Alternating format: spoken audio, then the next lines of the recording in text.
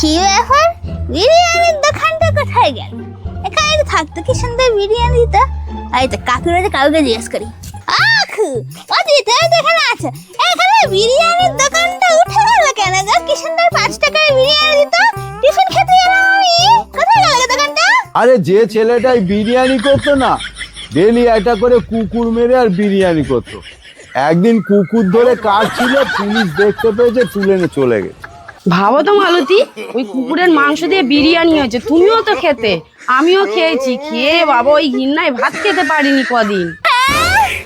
কি বলছো তোমরা? কুকুরের বিরিয়ানি? আমি তো রোজ খেতাম। হে বাবা! বেশ হয়েছে, খুব লোক। হ্যাঁ, কম পয়সার বিরিয়ানি কুকুরের মাংস দিয়ে হয়েছে। ডেলি এসে টিফিন করতো মালত।